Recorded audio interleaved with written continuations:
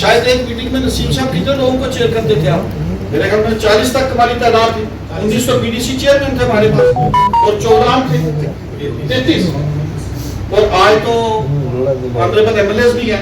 और मैं आपको ये बता दूं कि अगले साल जब मीटिंग होगी मुझे हालात ऐसे लगते हैं 40 तक जाएंगे। बीडीसी मेंबर भी हमारे यहाँ मेंबर होंगे।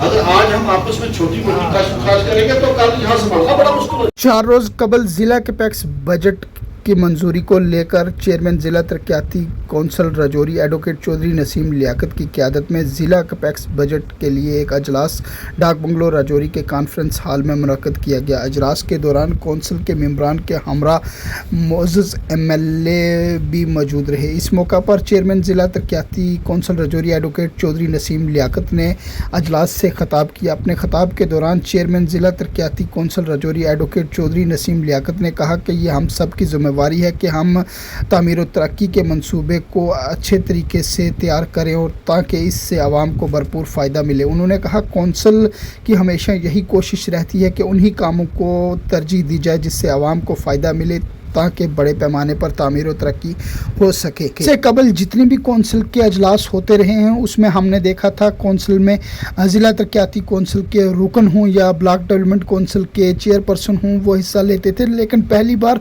जम्मू कश्मीर में अब चुनी हुई सरकार का क़याम अमल में लाया गया तो पहली बार ज़िला तरक्याती कौंसिल के रुकन के हमरा मेंबर असम्बलीज़ भी इस अजलास में मौजूद रहे। कुछ कहा चेयरमैन जिला तरक्याती कौंसल राजौरी एडवोकेट चौधरी नसीम लियाकत ने अपने खिताब में मैं बहुत मशहूर हूँ तमाम ऑनरेबल मेंबरान का और ज़िला के अफसरान का। आज की ये मीटिंग हमने बड़े अहम मुद्दों पे यहाँ पे हर एक ऑनरेबल मेंबर की राय ली है। अफसरान से जो ड्राफ्ट प्लान मुरतब हुआ है उसके बारे में ये पूछा गया है कि किस पैटर्न पे बनाया गया है।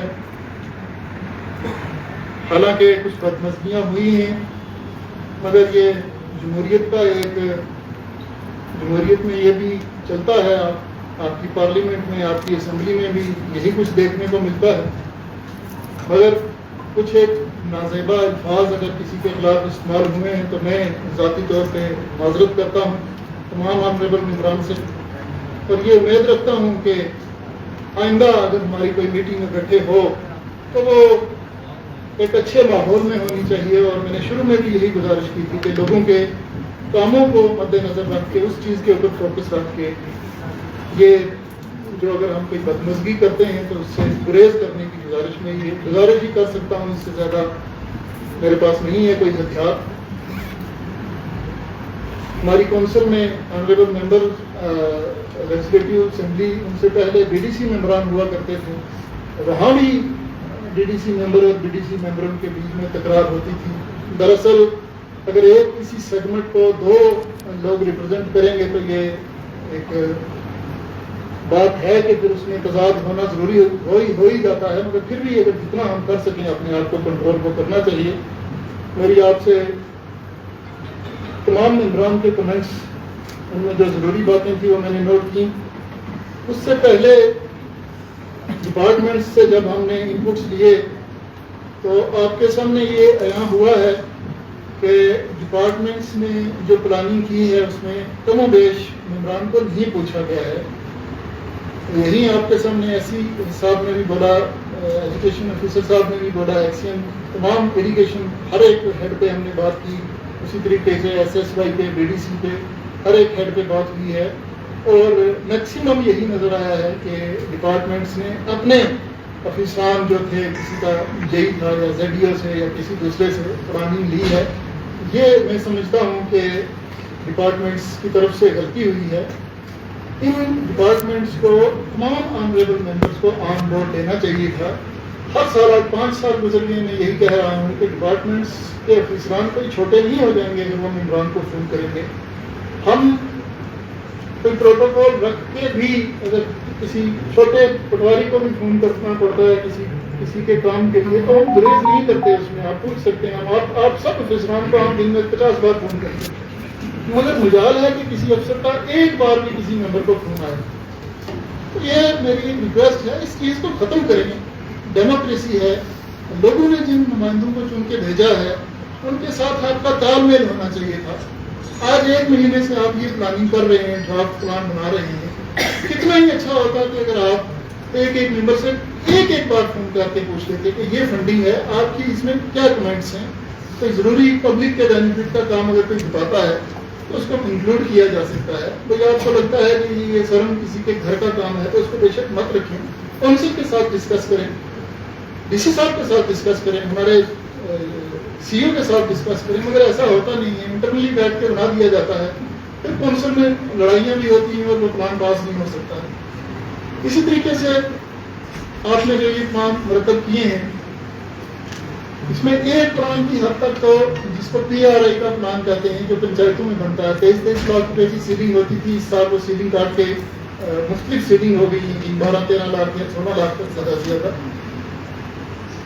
اس سیلنگ میں یہ مجھے نظر آیا ہے، تمام عمران کی رائے سے یہ نظر آیا ہے کہ اکا دکا کہیں 2-4 شکایات کو چھوڑ کے آنریبل ایم ایل اے نے بھی اور آنریبل ممبرز نے بھی اس پہ تسلی جتائی ہے کہ وہ جو پلان ہے وہ دہ مجلس میں ٹھیک بنا ہے، لوگوں نے بنایا ہے۔ حالانکہ دہ مجلس کی جو ریکوائرمنٹ ہوتی ہیں وہ پوری نہیں ہوئی ہیں، ہم جانتے ہیں، مگر پھر بھی جیسا بھی پلان بنا ہے لوگوں نے ہی بنایا ہے، ایک کمی بیشی ہوگی اوپر نیچے تھوڑی بہت ہی، اس کو ہم عمران کی رائے کے مطابق میں سمجھتا ہوں کہ عمران نے اس کو تسلیم کیا ہے، تو اس کی حد تک میں سی پی او صاحب کو کہوں گا کہ کونسل اس پلان کو پاس کرتی ہے جو آپ نے پی آر آئی کا پلان بنایا ہے۔ دوسری تمام پلان کی نسبت ہم میں کنفیوژن ہے، بی ڈی سی کا پلان ہو یا ایس ایس وائی کا ہو یا ایسپریشنل کا ہو یا آپ کے ڈپارٹمنٹ ہیں، 7 ڈپارٹمنٹ ہیں ہمارے پاس، مائنر ایجوکیشن ہے، آر اینڈ بی ہے، ہیلتھ ہے، پی ایچ ای ہے،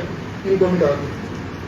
ان ڈپارٹمنٹس میں دہ مجلس کی ضرورت نہیں ہے قانون کے مطابق، ایکٹ کے مطابق۔ ان تمام پلانس کو متعلقہ نمائندہ بناتا ہے، یعنی بی ڈی سی کا پلان بلاک ڈیولپمنٹ کونسل کا چیئرپرسن بناتا تھا، وہ دہ مجلس کر کے نہیں بناتا تھا۔ اسی طرح آپ کا ڈی ڈی سی کا پلان ڈی ڈی سی کا ممبر بناتا ہے۔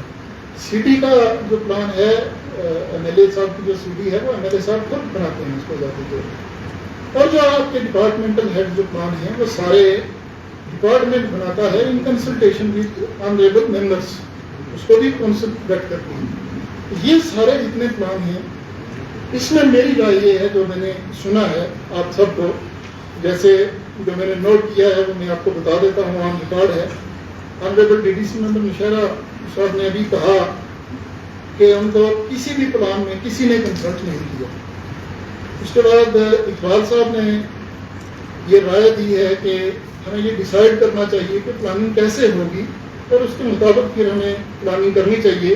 باقی ڈپارٹمنٹس کی حد تک انہوں نے بھی کہا ہے کہ کسی نے کنسلٹ نہیں کیا، اور پی آر آئی وغیرہ کے لیے انہوں نے اپنی سہمتی جتائی ہے۔ رجوری سے سائنس صاحب نے بھی یہی کہا ہے کہ ڈسکشن ضروری ہے، اور ڈسکشن کے بنا ڈپارٹمنٹس نے یہ بنا دیے ہیں۔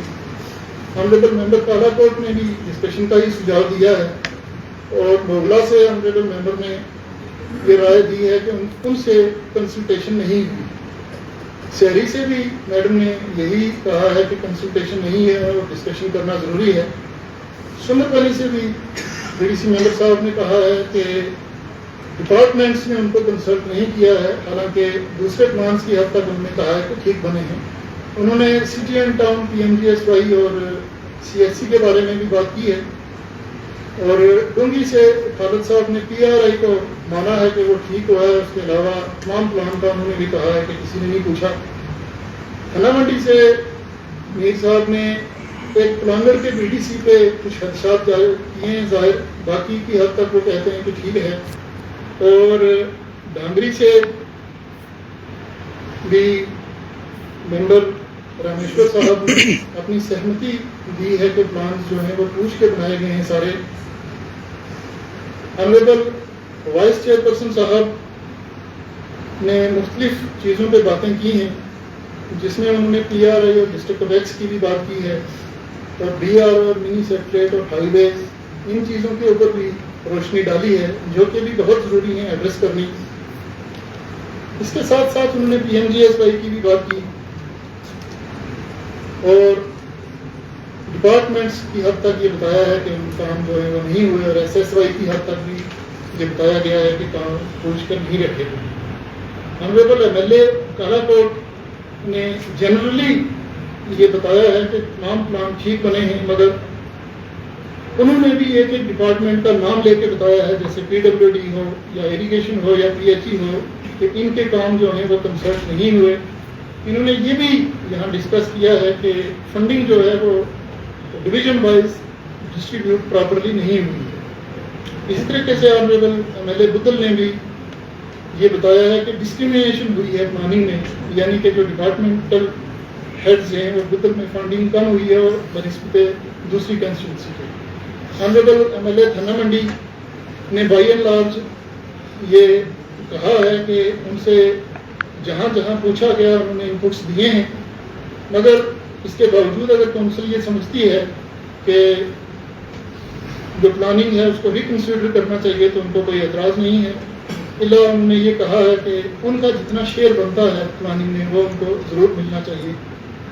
रजौरी से भी ऑनरेबल MLA ने यही अल्फाज दोहराए हैं कि अगर प्लान को दोबारा कंसिडर किया जाता है तो उनको एतराज़ नहीं है। PRI की हद तक उन्होंने भी ये कहा है कि वो ठीक बना है। बाकी डिपार्टमेंटल हेड्स की हद तक उन्होंने बताया है कि उनको पता तक नहीं है कि इस किस्म के भी हेड्स काउंसिल में डिस्कस होते हैं, यानी उनसे भी डिपार्टमेंट्स ने इनको नहीं पूछा है, तभी वो ऐसा कह रहे हैं।